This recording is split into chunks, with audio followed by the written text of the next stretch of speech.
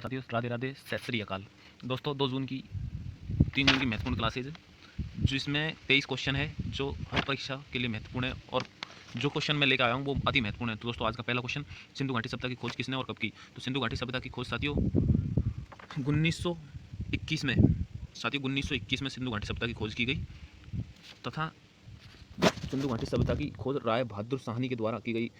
तो इसमें ये थोड़ी सी मिसप्रिंट हो गई, इसमें 1921 में राय बहादुर साहनी के द्वारा 1921 में सिंधु घाटी सभ्यता की खोज की गई।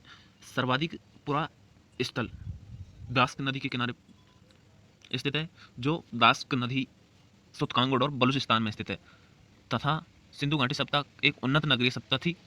पूर्वी पुरा स्थल हिंडन नदी के किनारे है, जो आलमगिरीपुर मेरठ उत्तर प्रदेश में है, और दक्षिणी पुरा स्थल गोदावरी नदी के किनारे दाइमाबाद जिला अहमदनगर महाराष्ट्र में है तथा उत्तर में चिनाब नदी के किनारे अखनूर के निकट जम्मू कश्मीर में स्थित है सिंधु घाटी सभ्यता, जो चारों दिशाओं में मैं आपको बता रहा हूँ। इसमें एक बार फिर से मैं आपको बता रहा हूँ, चारों दिशाओं में सिंधु घाटी सभ्यता, ये उत्तर हो गया साथियों, ये दक्षिण, ये पूर्व और ये पश्चिम। इसमें साथियों उत्तर में चिनाब नदी के किनारे अखनूर के निकट मादा जम्मू कश्मीर में स्थित है सिंधु घाटी सभ्यता। दक्षिण में गोदावरी नदी के तट पर दाइमाबाद जिले अहमदनगर में स्थित है तथा पश्चिम में पुरा स्थल दास्क नदी के किनारे सुतकांगोड और बलूचिस्तान पाकिस्तान में स्थित है तथा पश्चिम में सिंधु घाटी सभ्यता पूर्व में हिंडन नदी के किनारे आलमगिरीपुर मेरठ उत्तर प्रदेश में है। दूसरा क्वेश्चन साथियों, ये दूसरा मोटिवेशनल कोट के साथ, तू हंसकर तू मुस्कुरा, तू हंस तू मुस्कुरा और रोना कम कर दे। जिंदगी ऐसी है साथियों, लेकिन अपन को हंसना है और मुस्कुराना है और रोना कम करना है। अगर आप जिंदा है तो जिंदगी की नाक में दम कर दो, जब तक सफलता नहीं हाथ लगे तब तक लड़ते रहो। सिंधु घाटी सभ्यता एक नगरीय सभ्यता थी। सैदब सभ्यता से प्राप्त परिपक्व स्थलों वो कितने नगरों की परिपक्व स्थलों में कितने को नगरों की संख्या दी गई है? तो साथियों नगरों की संख्या मोहनजोदड़ो, हड़प्पा, गढ़वारीवाला और धौलावीरा, राखीगढ़, कालीबंगा, इन्हें नगरों की संख्या दी गई है। तो इसमें सभी को नगरों की संख्या दी गई है सिंधु घाटी सभ्यता में, जो ये स्थल है उन्हें सभी को। तो इसमें ऑप्शन नंबर 7, इसमें सभी को नगरों की संख्या दी गई है।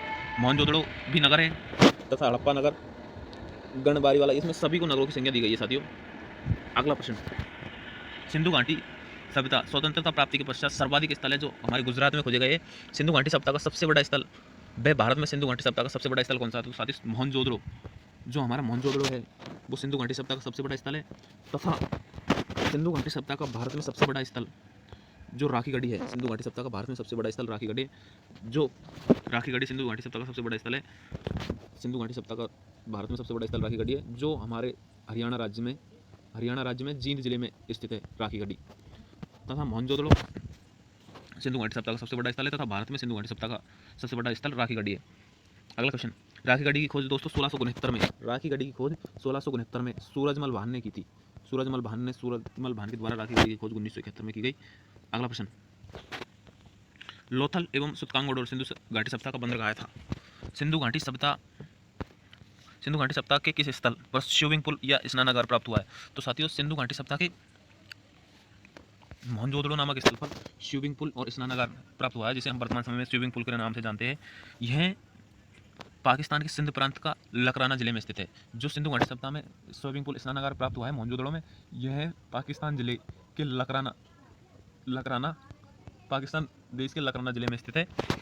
तथा हड़प्पा दोस्तों हड़प्पा पंजाब प्रांत के साहिवाला जिले में है। हड़प्पा मोहनजोदड़ो पाकिस्तान के सिंध प्रांत में है तथा हड़प्पा पंजाब प्रांत के साहिवाला जिले में है। चनुदड़ो दोस्तों नवाबशाह जिला प्रांत सिंध प्रांत में स्थित है। चनुदड़ो कालीबंगा हनुमानगढ़ राजस्थान में स्थित है। स्नानागार की दोस्तों लंबाई 7.01 मीटर है और चौड़ाई 2.43 तो गहरा है। मोहनजोदड़ो के अंतर्गत स्नानागार प्राप्त हुआ है। अगला प्रश्न, सिंधु घाटी सभ्यता का लिपि भाव चित्रात्मक है। यह लिपि दाईं से बाईं ओर जाती है। दोस्तों सिंधु घाटी सभ्यता की लिपि भाव चित्रात्मक है, जो दाईं से बाईं ओर लिखी जाती है। सिंधु घाटी सभ्यता की लिपि दाईं ओर से फिर बाईं ओर एस आकार में इस प्रकार पूरी लिपि लिखी गई है दाईं से बाईं ओर, और हम लिखते हैं जो ऐसे लिखते हैं, पहले फर्स्ट लाइन यहाँ ऐसे, फिर सेकंड लाइन यहाँ से दोबारा लिखते हैं, बल्कि सिंधु घाटी सभ्यता की इस प्रकार लिपि लिखी गई है। अगला प्रश्न, पहली पंक्ति दाईं से बाईं ओर लिखी जाती है तथा दूसरी पंक्ति बाईं से दाईं ओर लिखी जाती है। अगला प्रश्न साथियों, आर्य सर्वप्रथम कहाँ आकर बसे? तो दोस्तों आर्य समाज सर्वप्रथम पंजाब अफगानिस्तान के अंतर्गत आकर बसा। आर्य समाज सर्वप्रथम पंजाब अफगानिस्तान के अंतर्गत आकर बसा। इसमें दोस्तों पंजाब पाकिस्तान में आर्यों की भाषा संस्कृत थी। पाकिस्तान के अंतर्गत जो आर्य आकर बसे उसमें उनकी भाषा संस्कृत भाषा थी।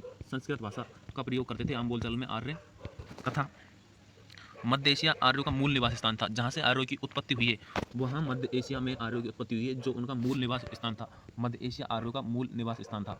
मूल निवास स्थान आर्यों का मध्य एशिया था। सिंध प्रांत में दोस्तों, सिंध प्रांत में आर्य का शब्द समूह को इंगित करता है। आर्यों की प्रशासन इकाई को आरोही क्रम में 5 भागों में बांटा गया था। इसमें आर्यों में 5 भाग में कुल थे: ग्राम, विस और जन राष्ट्र। ग्राम का मुख्य ग्रामीण कहलाया, विस का मुख्य विस्पति कहलाया, जन का शासक राजन कहलाए। आर्यों में जीवन भर अविवाहित रहने वाली महिला को क्या कहा जाता था? दोस्तों, आर्यों में जीवन भर अविवाहित रहने वाली महिला को अमाजु के नाम से जाना जाता था। जो महिला जीवन भर अविवाहित रहती थी उसे अमाजु कहा जाता था। दोस्तों, उपाध्याय जीवन उपार्जन के लिए वेद वेदांगों को पढ़ाने वाला अध्यापक। हमारे जीवन उपार्जन के लिए वेद वेदांगों को पढ़ाने वाले आर्य समाज में वो अध्यापक उपाध्याय कहलाया, उपाध्याय के नाम से जाने लगा। अगला प्रश्न, सोमरस साथी। सोमरस आर्यों का मुख्य पेय पदार्थ था। सोमरस आर्यों का मुख्य पेय पदार्थ सोमरस था, जिसका प्रयोग वह पीने के में करते थे। वनस्पति से यह सोमरस बनाया जाता था। कुलूप आर्य समाज का पितृ प्रधान था। कुलूप आर्य समाज पितृ प्रधान था।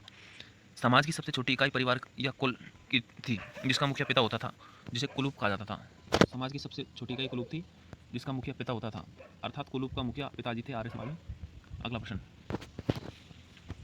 आर्यों का सबसे प्रिय पशु कौन सा था? तो दोस्तों, आर्यों का सबसे प्रिय पशु घोड़ा था, तथा आर्यों का सबसे प्रिय देवता इंद्र, भगवान इंद्र थे, जो वर्षा के समय आर्य उन्हें याद करते थे। श्याम अयस। दोस्तों, आर्य श्याम अयस को लोहे के नाम से पुकारते थे।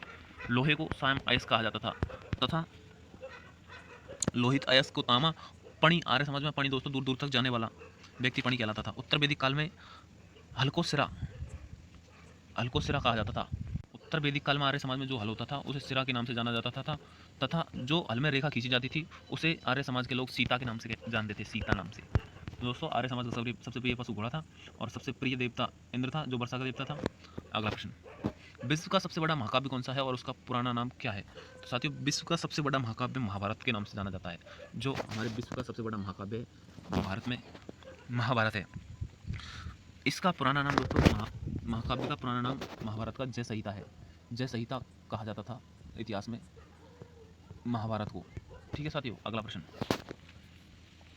मुंडकोपनिषद। साथियों, मुंडकोपनिषद यह सत्यमेव जयते से लिया गया मुंडकोपनिषद, तथा अंगूर निकाय 6ठी शताब्दी के ईसा पूर्व में 16 महाजनपदों से लिया गया है। अगला प्रश्न साथियों, 8 ग्रहों का वर्णन कीजिए तथा सबसे छोटा ग्रह कौन सा है? तो इसमें साथियों सबसे छोटा ग्रह बुध ग्रह है, तथा सबसे बड़ा ग्रह बृहस्पति ग्रह है। सबसे बड़ा, मैं आपको एक एक ग्रह के बारे में बता रहा हूँ। देखो दोस्तों, मोस्ट इंपॉर्टेंट जो क्वेश्चन परीक्षा में पूछे जाते हैं उनके को मैं बता रहा हूँ आपको एक एक ग्रहों के बारे में। तो दोस्तों, पहला हमारा ग्रह है बुध। बुध ग्रह यह सूर्य के सबसे निकट ग्रह कहलाता है। बुध ग्रह सूर्य के सबसे निकट ग्रह कहलाता है। फर्स्ट बात तो ये हो चुकी है। फर्स्ट, बुध ग्रह सूर्य के सबसे निकट ग्रह। दूसरी, बुध सबसे छोटा व सबसे हल्का ग्रह है। बुध सबसे छोटा व सबसे हल्का ग्रह है। सूर्य की परिक्रमा सबसे कम समय में पूर्ण करता है बुध ग्रह। बुध में दिन तो गर्म होते हैं, बुध ग्रह में दिन गर्म, ठीक है साथियों, और रातें बर्फीली होती है। बुध ग्रह में रात का तापमान -173 डिग्री है, ठीक है साथियों, डिग्री सेल्सियस, और दिन का तापमान 227 डिग्री सेल्सियस है बुध ग्रह के अंतर्गत। अगला क्वेश्चन दोस्तों, बुध ग्रह को मरकरी, इंग्लिश में मरकरी कहते हैं। अब दूसरा ग्रह ले लो साथियों, वीनस ग्रह। वीनस ग्रह